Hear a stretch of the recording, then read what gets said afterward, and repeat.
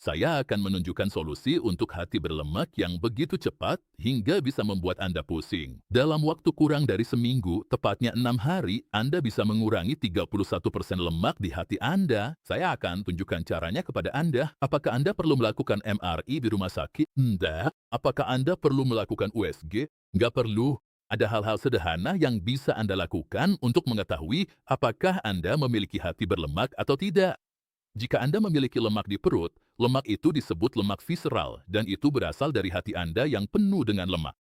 Salah satu tantangan saat Anda pergi ke dokter dengan masalah hati berlemak adalah mereka hanya menyuruh Anda menurunkan berat badan. Ini belum tentu merupakan saran terbaik. Saya akan memberikan Anda saran yang jauh lebih baik. Karena hati berlemak bukanlah masalah lemak, melainkan masalah hati. Dan Anda perlu tahu bagaimana cara mengeluarkan lemak dari hati. Di antara semua area tubuh yang berlemak, hati adalah yang paling cepat membuang lemak. Itu kabar baiknya. Kabar buruknya, sebenarnya kalau Anda udah paham caranya, tinggal ada kabar buruk. Jadi, saya akan langsung ke intinya. Hati berlemak tidak hanya didapat dengan makan lemak aja. Anda mendapatkannya terutama dengan mengonsumsi jenis gula yang sangat spesifik, yang disebut fruktosa. Yang unik dari fruktosa adalah bahwa gula ini benar-benar hanya bisa dimetabolisme oleh hati Anda. Sedangkan glukosa bisa dipecah dan digunain oleh semua sel Anda. Jadi, ketika Anda mengonsumsi fruktosa, hanya hati yang bisa memprosesnya. Dan jika Anda mengonsumsinya terlalu banyak, bukan hanya membuat hati Anda penuh dengan lemak, tapi juga bisa merusak hati itu sendiri. Dengan kata lain, fruktosa bisa diubah menjadi lemak di hati, lalu menyebabkan kerusakan, peradangan, dan akhirnya menimbulkan jaringan parut. Seperti yang Anda tahu, selama 40 tahun kita diajari untuk menghindari lemak dan daging merah. Kita diberitahu bahwa kita bisa mengonsumsi lebih banyak karbohidrat, seperti jus buah, pasta, sereal, kerupuk, biskuit. Ini adalah bagian dari piramida makanan kita di tahun 90-an, saran yang sangat buruk, karena hal itu menyebabkan penyakit hati berlemak non-alkohol. Ini berasal dari karbohidrat, dan hal yang benar-benar gila tentang ini adalah ketika Anda melakukan USG atau MRI pada hati, mereka bisa mendeteksi seberapa banyak hati Anda dipenuhi lemak. Tapi kabar baiknya adalah jika Anda mengetahuinya tepat waktu, ada cara untuk menghilangkan lemak itu dengan sangat cepat. Namun, jika Anda benar-benar tidak tahu apa yang harus dilakukan, lemak itu akan segera kembali dan menyebabkan masalah yang sama. Tapi saya akan menunjukkan kepada Anda apa yang harus dilakukan. Ada sebuah penelitian yang diterbitkan oleh PNAS. Para peneliti memasukkan orang-orang dengan hati berlemak ke dalam diet yang sangat khusus. Dalam waktu kurang dari 1 minggu, hanya 6 hari, mereka mengukur hati dengan MRI sebelum dan sesudah. Setelah kurang dari 1 minggu, lemak hati berkurang rata-rata 31%. Pada titik ini, Anda tidak perlu melakukan MRI, tapi di akhir video ini Anda akan tahu apa yang harus dilakukan, apa yang harus dimakan, dan apa yang harus dihindari. Tapi ini bukan tentang menuruni berat badan, ini tentang mengetahui apa yang harus dilakukan untuk mengurangi penumpukan lemak di hati. Sekarang, ada 3 cara sederhana untuk menentukan apakah Anda memiliki lemak di hati Anda. Saya sudah membahas tentang perut buncit kan? Jika perut Anda menonjol, tapi juga bagian belakang leher Anda. Kalau kamu bercermin dan melihat bagian belakang lehermu, jika lehermu tampak lebih gelap atau terasa sangat seperti beludru dan kulitnya tampak menebal, atau jika di selangkangan atau ketiakmu ada kulit yang menggelap dan terasa seperti beludru, anggap saja kamu punya masalah hati berlemak atau ada daging tumbuh di kulit. Ketiga hal ini menandakan kadar insulinmu tinggi, dan kalau kadar insulinmu tinggi, kamu pasti punya hati berlemak. Jadi, pertanyaannya, kenapa? Kadar insulin yang tinggi, terutama, menyebabkan penumpukan lemak berlebih di hati, dan ketika hati rusak akibat terlalu banyak karbohidrat olahan, kamu akan mengalami resistensi insulin. Jadi, dalam istilah sederhana, ini berarti pankreas yang memproduksi insulin tidak punya tombol untuk mematikan, sehingga mulai membanjiri tubuh dengan terlalu banyak insulin. Kelebihan insulin ini menyebabkan penumpukan lemak yang besar di hati. Ketika lingkunganmu rusak, semuanya jadi tertekan. Ini seperti akuarium ikan. Kalau airnya kotor, ikannya jadi sakit. Kamu bisa memberi mereka makanan terbaik. Kamu bisa mengobati setiap gejala, tapi kalau airnya tetap beracun, tidak ada yang akan sembuh.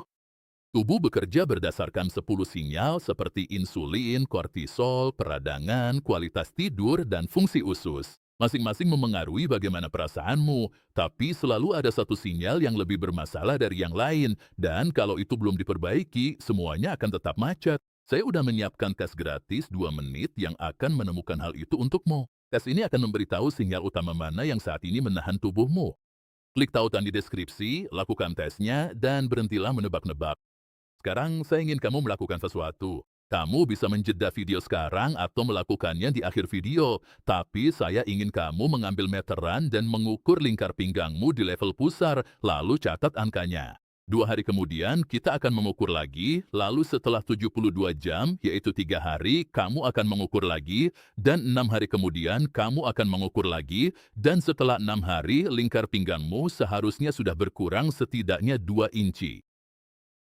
Tapi dalam 48 jam, kamu seharusnya udah melihat pengurangan setidaknya setengah inci di area pinggangmu.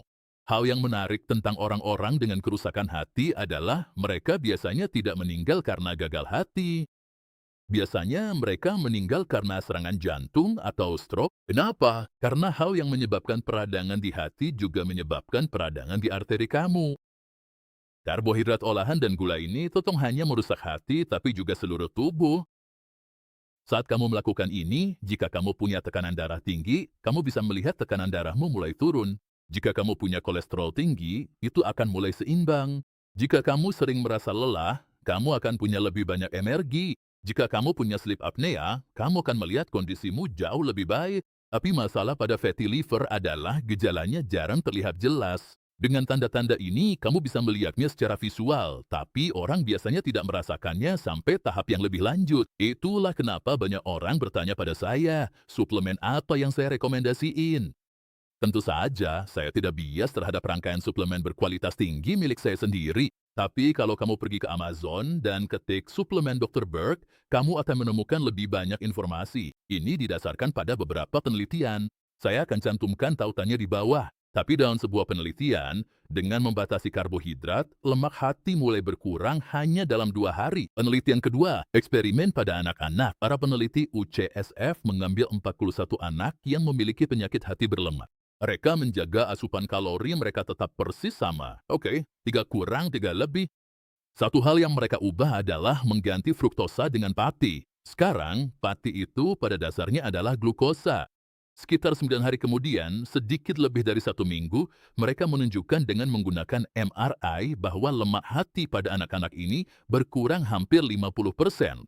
Dan itulah sebabnya saya ingin menekankan bahwa minum jus buah sebenarnya tidak baik untuk Anda, terutama untuk anak-anak Anda. Tentu saja, yang paling jelas adalah minuman bersoda.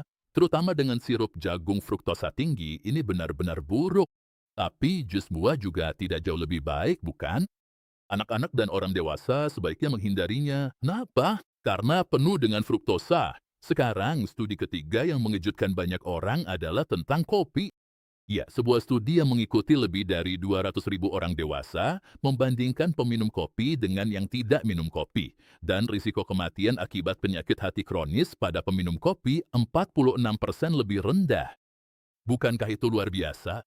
Polifenol dalam kopi, tentu saja Anda tidak ingin menambahkan gula ke kopi Anda, tapi kopi memang punya efek perlindungan. Sekarang, saya tidak sedang mempromosikan kopi, tapi secara pribadi saya emang ketagihan. Saya hanya minum 1 cangkir sehari, tapi kopi cenderung mendukung fungsi hati. Namun, saya saranin Anda minum kopi organik karena mereka menggunakan banyak pestisida. Polifenol, yaitu senyawa kimia berbasis tumbuhan dalam kopi, bersifat antiinflamasi. Jadi, jika seseorang mengalami peradangan, ini bisa membantu sedikit menguranginya. Studi keempat berkaitan dengan berjalan kaki, dan ini adalah studi di mana para peneliti dari Penn State menggabungkan 14 penelitian berbeda. Lebih dari 550 pasien semuanya menjalani MRI, dan mereka menemukan bahwa lemak hati berkurang rata-rata 30%. Tanpa penurunan berat badan yang signifikan, saat Anda berjalan kaki, sebenarnya Anda meningkatkan fungsi hati. Ini sangat menarik. Jadi, bagaimana Anda bisa menghilangkan lemak dari hati Anda dengan sangat cepat?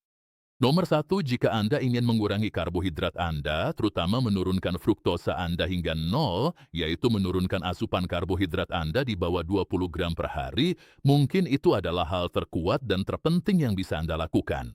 Nomor 2, 3 kuning telur per hari, oke? Saya sarankan Anda makan seluruh telur, tapi kuning telur penuh dengan kolin yang mempercepat pengeluaran lemak dari hati Anda. Itulah sebabnya saya ingin Anda mengonsumsi 3 butir telur saat sarapan, tapi saya sendiri bahkan tidak akan sarapan. Saya akan memakannya sebagai makanan pertama saat makan siang. Karena saya ingin Anda hanya makan 2 kali sehari dan tidak ngemil sama sekali. Ini hanya akan membawa Anda ke level berikutnya dan membuatnya semakin cepat. Nomor 3, 1 kopi per hari. Tapi ingat, kopi bisa mengurangi peradangan Anda. Saya tidak menyarankan Anda menambahkan gula, tapi Anda bisa menambahkan sedikit krim. Dan nomor 4 adalah berjalan kaki selama 20 menit setiap hari. Jadi, Anda udah tahu dasarnya, tapi detailnya yang menentukan segalanya. Bagaimana cara menjalani versi sehat dari diet rendah karbohidrat? Anda bisa mendapatkan informasi ini tepat di sini. Di video ini, silakan cek videonya.